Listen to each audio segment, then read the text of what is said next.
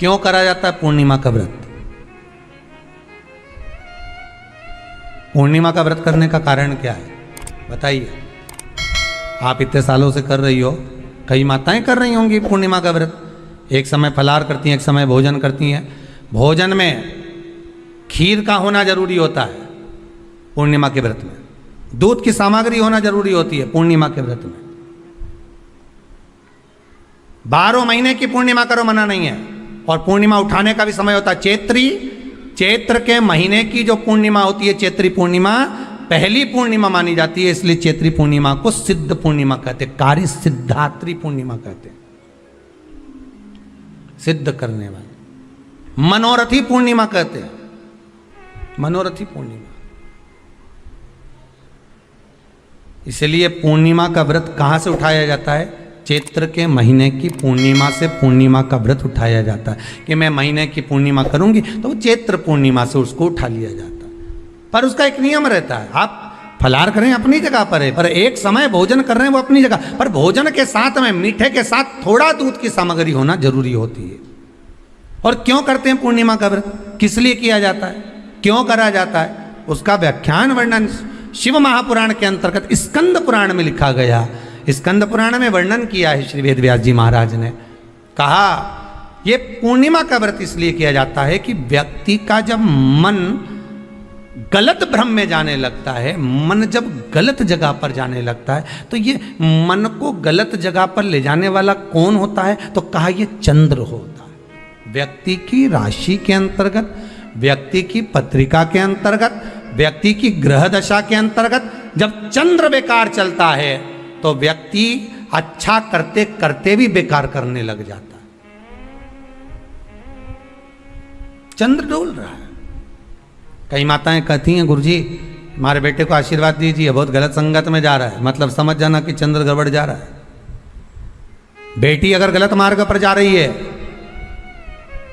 बेटी अगर गलत संगत में जा रही है, किसी अन्य व्यक्ति को आकर्षित हो, चंद्र गड़बड़ हो रहा है, उसका चंद्र कहीं जा रहा है।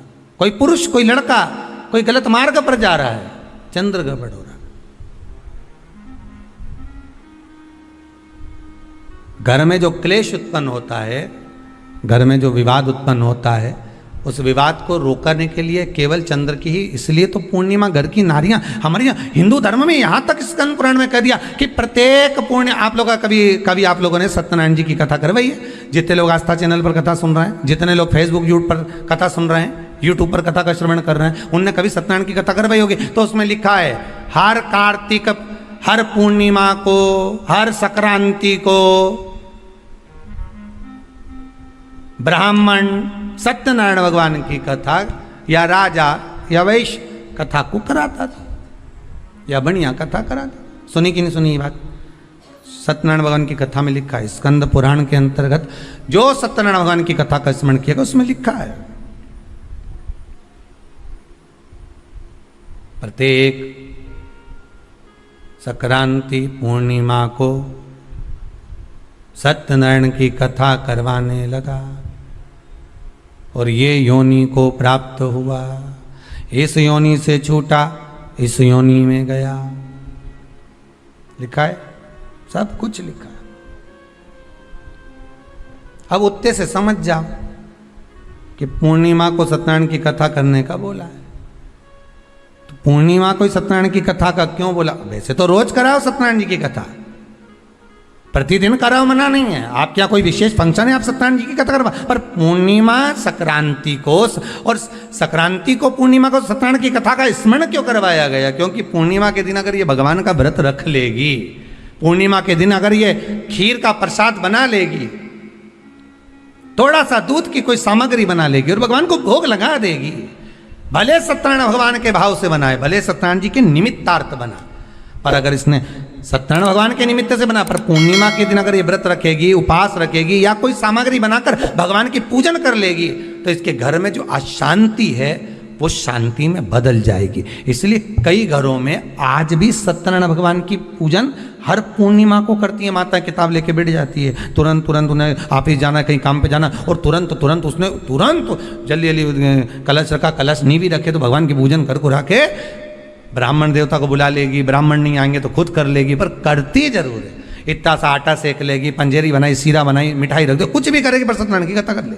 उसका मन लग गया उसमें, मतलब पूर्णिमा को करना है। उसको करने से क्या होता है? शांति रहती है, शीतलता रहती है। जिसके घर में हर महीने की पूर्णिमा को खीर बनती हो, ध्यान दीजिएगा, बहुत सुंदर संवाद चल रहा है, बहुत ध्यान देने वाली बात है।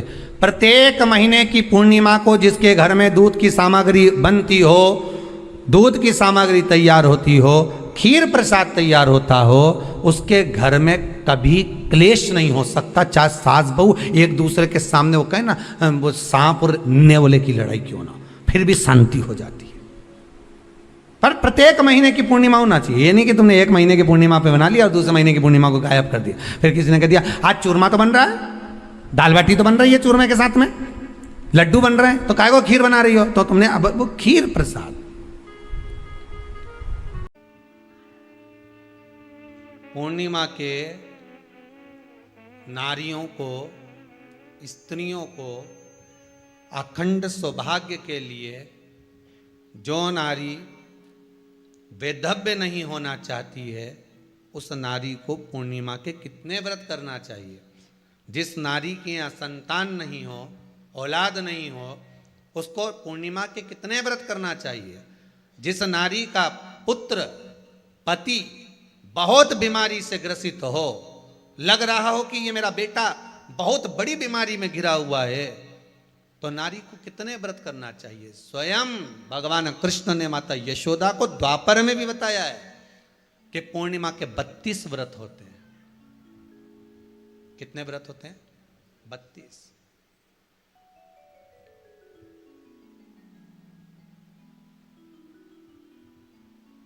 स्वयं भगवान कृष्ण यशोदा रानी को, माता यशोदा जी को भी बता रहे हैं 32 व्रत।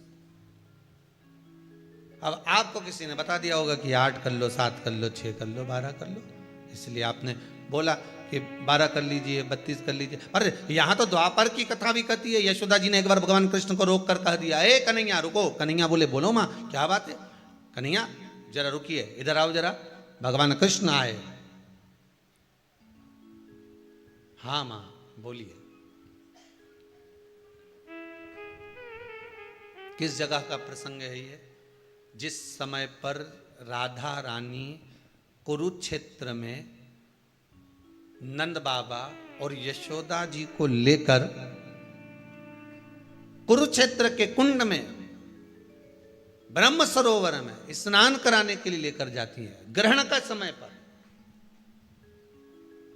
और जब भगवान कृष्ण उस कुरुक्षेत्र के उस सरोवर में स्नान करने आते हैं, तब यशोदा जी ने अपने लाला से प्रश्न किया है, पूछा है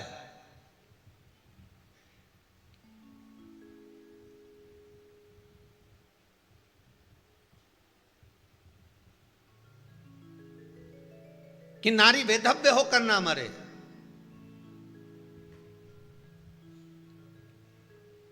उसका पति कोई रोग से ग्रसित ना हो, उसका पुत्र किसी रोग में ना पड़े। अरे भाई कितना सुंदर संवाद लिखा है। अगर किसी माता का पुत्र मान लो किसी नशे में डूबा हुआ है, कोई नशा कर रहा है और गलत नशा है, आपको लग रहा है कि ये नशे में डूबा हुआ है, आपको लग रहा है कि ये गलत जगह पर डूब गया है, आपको लग रहा है कि मदिरापान में, मांसाहार में या अधिक गांजा आदि का जो भी नशे होते हैं, जितने भी नशे, उसमें डूब चुका है। और माँ उसको समझा रही है, तू नशे में मत डूब, तू इस काम को मत कर, तू ये गलत कर्म मत कर। माँ उसको समझा कर हार गई। तो मेरा माताओं से निवेदन है, आप उसको समझाना बंद कर दो, एक काम करना प्रारंभ कर दीजिए। हमें जो शिव महापुराण के माध्यम से शास्त्र कह रहा है कि आप 32 पूर्णिमा के व्रत प्रारंभ कर दो। उसमें करना क्या है आपको?